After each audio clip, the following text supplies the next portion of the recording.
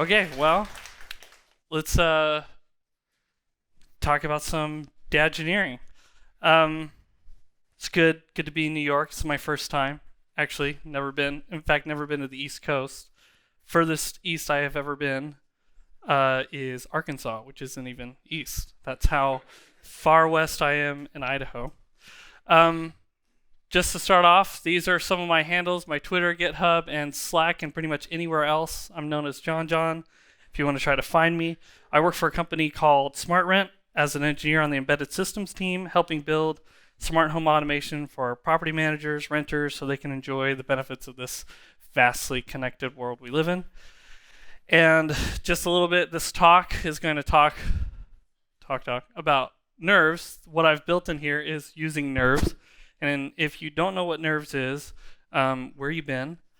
And if you really don't, you can learn more about it. The TLDR is enabling you to use Elixir and benefits of OTP on devices and get a lot of those fun benefits. And my last plugin is the Nerves Meetup. We actually do a remote Nerves Meetup once a month. It's super fun. We basically just get together, talk about hardware, fun projects, cool stuff. It's all remote and online. Occasionally, we get some core members to come in and tell us how we're doing everything wrong. If you want to be a part of it, join in. You can find it on Twitter. There's even a link there to join the Slack channel. And it'd be great. Come join us. So, without further ado, let's talk about what is a dadgineer. Nobly put, it's doing what needs to be done. It's believing that no problem is too small for a creative solution. It's a state of mind, and it's universal. It can be a momgineer, a songineer, maybe even a daughtergineer, whatever noun you want to put in front of it. But in reality, all of it is basically just an over-engineer. It's fixing simple problems with just overly complex solution for the sake of doing it. So let's and I am I'm very much one of those people. And so let's talk about some couple of my projects which I've done, which has delved into this world of dadgineering. I have a storage room in my house, and it's great. I also have 4 small kids. They are great, but they love toys. But they have a short attention span. And so they cycle through toys really quick, and the grandparents make sure that there's an endless supply for some reason. And also, they're just mini hoarders. They have toys from when they were a baby. We can't throw them away. They sneak in and figure out what we're doing with it, and they put it somewhere. And so we have the storage room that basically is 90% their toys, and with unfettered access just leads to this. And this is like one day after cleaning. And it actually took a couple years. I even put up all these shelves and bins and tried to get kids organized, and the struggle is real. And sometimes the internet is just so wise beyond its years, and the most perfect meme comes out to really explain in 100% accuracy what this situation is. But I am a dadgineer, and I know that I can solve this problem. And you might say, well, the first solution is simple, just put a lock on it. Yeah, that was what we did, and it was great. But a lock leads to another interesting dynamic where it requires our physical intervention, which is fine, it's what we want. But then a kid wants something, they come ask you in the middle of doing something important like reading a book. You gotta trek all the way to the other end of the house. You don't even know what's happening. Oh man, it's just, and then this lock, it knows. You can't unlock it. You never get it on the first try. And you give up. Ain't nobody got time for that. Messing with locks all over again. So then I came to this and I said, you know what, let's dadgineer this, and I bet I'm going to make this work with Elixir and Nerves because it can solve tons of problems in my house. So let's talk about some of the requirements that I set for it. It needed to be easy to use, whatever happens, especially because my wife will be involved with this. I don't want to be troubleshooting things, breakages, and Elixir is great when it's designed to do that. It needs to be accessible either with the phone, maybe even my voice, and physical access in case we are down there. Also, it needs to be safe in a power loss was one of my big conditions. I don't want somebody locked in the room because there's no power. That's kind of bad. And as a bonus, let's make the lights automatic. I don't want to be flipping on and off switches that my kids leave on all the time. And, an even more bonus, let's control it remotely, because what else is there to life than to be able to unlock your storage room from your phone across the world? That's living the dream. So some of the parts you might need are some wire, solder, basic, hardware working tools. You'll want maybe a perf board to organize some components as they might get together. Definitely want a Raspberry Pi. In my case, I just like she was saying, I've got tons of Raspberry Pis and hardware just strewn all over across my desk. So I grabbed a Raspberry Pi 3. You can use BeagleBone, a Pi Zero, whatever you want. And the best part is this electromagnetic lock I found, which you usually see in industrial buildings, but it's triggered by voltage, and I can control that. A motion sensor, PIR sensor, these are actually incredibly simple to work with. And to do some of the triggering, a relay. Now, the only word of caution that I will say is in dadgineering, sometimes you may be working with voltages you should not be working with. So definitely be conscious of that. I got a really beefy 30 amp, probably way more than I need. Just be careful. I take no responsibility for any insurance claims you might try to make. And a little membrane keypad, super simple, maybe to allow some physical access. Now, the unfortunate thing about all this is I originally had a biometric fingerprint lock. And it was awesome for me and nobody else. And trying to get my kids and my wife, and so I eventually just gave up on it, and I decided in a 30-minute talk, take it out. So if you want to talk more about that, just grab me later. So here, got the storage room. I'll just have my Pi in it. It's a little simple design. The motion sensor, the keypad, the relay, that's all connected directly to the Pi through some I/O pins. Very easy to interface with. And then to do actual triggerings, the relay is just a simple low voltage trigger to either close the gate or open the gate, depending on what you want, to unlock the lock or turn on and off the light. And actually really simple to integrate with. So let's just look at a little bit of the build process, because it's kind of crazy. This was fun, and I know you're going to look at me and say, well, that lock's on the outside of the door and anybody can just unscrew it and get in. True, but if my kids figure out how to do that, then they deserve to get into those toys. That's tie up. My awesome wiring for a little motion sensor. I put a couple around to get better. It's a big room. Super great wiring job, and extra protective electrical tape for the exposed wires. Keypad actually had a sticky back, worked for a while, but it's kind of dangling there now. And here's a further back view of the keypad going to everything else. The caveat, I like designing and trying new things, but I am not I really need to follow through and making things look clean and nice and organized. And here's a great close-up. Look at all those wires. It's intimidating, huh? But we're actually, I'm just going to say it again, it's super simple. So here's a little bit of it in action, just as an end product. And the obligatory Phoenix logo on any new app, because ain't nobody got time for front end.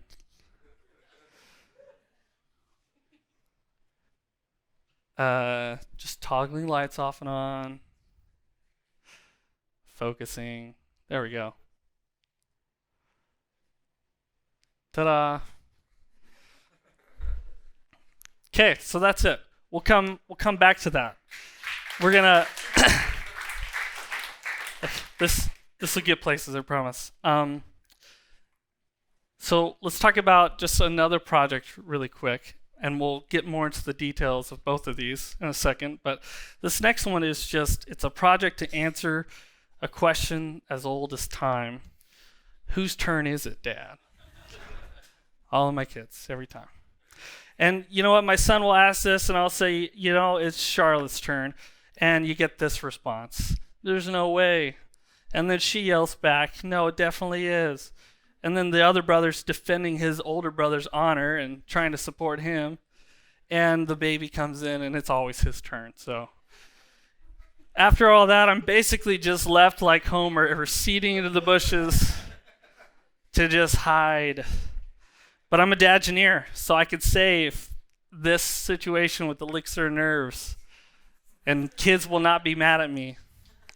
So let's just go through the same process. I need something, if I'm going to solve a problem of whose turn it is, needs to receive input, a request to ask that question, to programmatically select whose turn it is. I need to keep a record of that because it's also got to be fair. So I got to know that I can't reselect some other kid randomly, and we have to be able to have it displayed and know what the actual result is. And of course, it's got to be functional and stylish. So I'm going to keep something in my house, my wife. It's a must-have. And as a bonus, what if we could say multiple times? What if we could say it's your turn to ride in the front of the truck, or it's your turn to unload the dishwasher? That's not a popular one. So let's get that in. Basically same list of parts, some wires, perf board, soldering tools. To do a display, I actually got one of these small little LED displays, and which work awesome. Some tactile buttons to select types and elicit the request. And then I got these NeoPixel strips, which to highlight whose turn it might be. Why NeoPixel? Well, they're incredibly easy to work with. If you haven't, they're actually super fun. They're targetable, and you can go through this huge gamut of color and customize it. So even my daughter can have her fancy pink color that she just has to have. And this is the end result. That's my cute little family. I also like to woodwork a lot. So my wife said I'm supposed to mention how I built the board and whatnot. And I bet you can guess which one's mine, which picture represents me. But basically, they all float on this clear acrylic back, and the LEDs are behind it. And then you've got this fancy screen with a nice, super thin wood frame. That was hard. And the buttons to give some input. To change type, perform selection, that jazz. So I initially had it using a Raspberry Pi Zero. And that was cool because I just go right into it with Nerves. But it turns out that's actually pretty power hungry, and the whole having a plug-in is not bueno for my wife. So that plan got nixed really quickly. So then I switched to this ESP32 dev board module and a little LiPo battery, and which is actually really nice. Not technically Nerves, but you can go into really, really, really low power and use just micro and nanoamps of power just sitting in standby and wake it with a button. And so putting that all in, I was able to just do, and an ESP can connect to Wi-Fi. So I was able to just use the network that my Nerves device is already on and just communicate back and forth with that. And that's all fine and dandy. So, oh my goodness. What do I got here? I am missing a video. Whatever. Yeah, we'll get to it later. It lights up. It's cool. You'll see another video later on. Here's some of the build process again. I have this crazy array of wire to hold all these LEDs connections. There's some super fancy solder job there. And there's actually, I counted, I did 278 different solder joints for this one project. We really got to over-engineer this, guys. And almost every dev board I get comes without the header pins, except for this one. And I ordered another one, and it came the same deal. So I finally just gave in, and I desoldered all those pins. So I actually ended up desoldering 47 different joints. Used 11 feet of wire. It was a project. Some of the LED process lighting up, and this is why there's so many solder joints. Is I took this strip and I bent all these pins and soldered them all on to create a continuous, basically a continuous loop of LEDs. So here's a good end product of what the back of that fancy board looks like, and did it that way and had this massive array so that it was a little more modular. And let's say one of the rings of LED goes out, or somebody nixes a picture or drops a frame, and I don't have to replace all components. I can just break at any one of these points and fill in just that one square and loop, and again, over engineering. And also these power coupling and ground couplings, so I don't have to plug in a bajillion grounds of power to this device. And oh wait, here it is. Here it is in motion. Clicking through, select a type, a fun little icon the kids recognize, and a selection. Ta-da! That's it. So let's talk about some of the design towards these projects, because I think that this is where it really was cool and the most fun. So first off, this is all within a Poncho project, and if you don't know what that is, it's cool. Wow, it's really low, but there's a link. Greg Mefford made a post on Embedded Elixir about what a Poncho project is, but basically it's a grouping of directories instead of a typical umbrella project, and you're more explicit in your configuration. So in this project, I have this Poncho, which I call Hub because it's the hub in my house, and I have my Nerves firmware stuff and how to interact with these hardware and read values, and a project called Genie, because I really wished that Nerves would open a door for me. So, and then I've got this Phoenix app, actually, called HubWeb, that runs the UI portion of it. But there's also an API layer so that I can do other requests, like from my phone or from Siri actions, which you may or may not see later. And it knows, and it has hub context, which knows how to interact with the context, the database, the connections, and how it actually has to manipulate. And this was kind of a quasi-component approach that Dave Thomas had even talked about, where each of these are their own application and deal with their own specific set of functions, but can function together and as a dependencies as needed. So Genie actually has all of these as a dependency, and so it can do what it wants to do. So you may be asking, well, why would you want the GUI and the API on the Nerves device directly? And that's an interesting question. So in most IoT setup, you have something like this, where you're in your home, but there's typically an external service which is handling all these messages.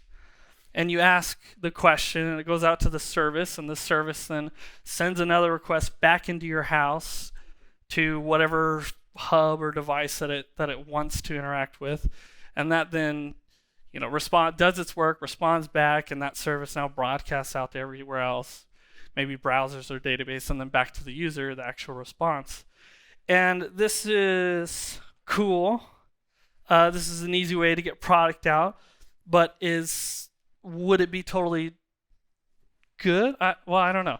It's totally dependent on internet, not even just your network, but your internet connectivity. And sometimes the internet can just really hate you. We've all been there. You can be standing right next to your device, and you make a request, and you just wait and wait and wait, and you just are waiting forever. It's never going to work. And 1, 2 seconds, 10 seconds even, for looking at a device and waiting for it to function is just an eternity, and you may actually just give up entirely And who knows what will happen at that point. So I had a really specific goal with these projects, and actually there's lots of projects around my house to function like this. Is I wanted a local first environment to be the core goal of it, but then they'll also have remote access. So if I'm in my house, I want to be able to ask my hub or whatever is connected to the hardware to do the functions directly. And then I want that to give me a response back and not have to wait for it to go out to the internet after it's done the functions. And then after all that's done, it can worry about updating other browsers that may be connected or updating database values or things of that sort. Because while those things are kind of nice to have, I would rather have the action of my hardware function be performed. But with this Poncho project configuration and running in both locations, I can still have the same remote access mentality and make a request out to some service that's hosting my app. It can call in, and the device actually would know what browsers are local first to broadcast to those, and then give everything else back, and it all explodes, and it says yes, my lord, because it's my minion, and all that jazz. And this is actually really cool because I can do a lot of this routing and simple logic straight with Elixir and processes and simple management. And because I have that in this kind of compressed project, but each component is differently, development's way easier to work on small pieces at a time that I want. And then deployment is even easier, and use, because it's the same code and code base that's working locally in my house for immediate action and remotely in servers or anything else. And so this is all great. This works fantastic. I have awesome little web app. I can interact with things. The user experience is now super awesome. But in true Dadgineering fashion, we got to go one step further. So let's put it on NervesHub. And if you don't know what NervesHub is, it's a firmware update server, uses polling or long-lived connections to devices, and it uses SSL authentication for its connection. So you have these devices with the persistent connection to the firmware update server. I make a firmware change, and again, I don't want to just be deploying 3 devices at a time and 3 devices in my house. So I'd rather just build it and put it on a server and let the server do it and send out these requests, and these devices go through and updating. But it's also kind of a simple management tool as well. There are a few things that you can do, like you can know about its connection status. Is it even connected to the internet because it's connected to NervesHub? Or see what firmware is actually installed on your device. It's always giving back little firmware metadata. And you can also do some simple fun things that have recently been introduced, like remote reboots. What if something's just kind of wonky with it, and all I want to do is reboot it? And now I don't have to physically get up and walk down my stairs and unplug it and plug it back in, because, again. But then also we have this cool little thing. You can enable remote IEX console to run from the browser to run directly on the device. Because say I'm on my wife's laptop and I don't have any of my SSH keys on there, but I really want my device to do something from the console. Well, now I can, and NervesHub is definitely geared towards larger sets of devices, but hey, for having fun and Dadgineering, it's sure great to put it on there and have access to my devices no matter what. And after all this, I'm just incredibly happy with the state of my projects. Elixir Nerves have just solved all my problems. So let's talk about some of the results of it. What did it actually solve? How are these actually being used? Well, one, my 3-year-old figured out how to game the system.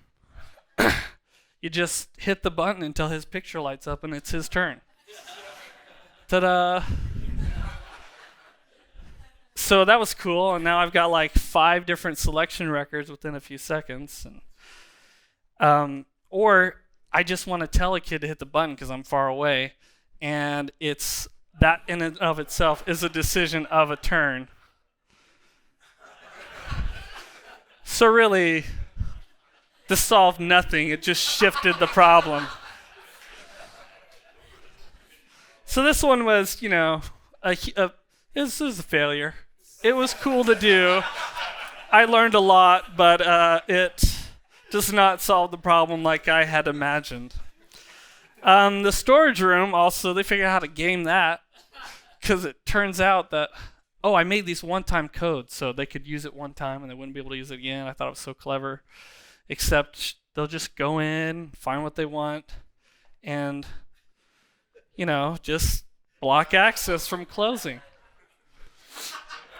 And they're totally in cahoots because they'll just tell the other one, hey, the storage room's open, go get your stuff, and then he's got to go in. And I'm actually sitting in the corner hiding, filming this, and it took forever. He's got to block it too. So you can only do so much. Kids are clever; they always find a way. So then it begs, well, what's the point? Why do all this? And one of the things I want to say is just hardware is fun. There is a lot of fear around hardware, but it's so fun. And taking that step and trying something new is just very enlightening, invigorating, and it's just kind of cool to interact with the world around you. And especially coming from the keynote where the idea is that we're moving towards systems and embedded work, and I totally agree with that sentiment. And so that's the approach that I take with even my home, because there's always problems to solve down there. The relay, motion sensor, that stuff is actually really incredibly simple to work with. The motion sensor is super interesting.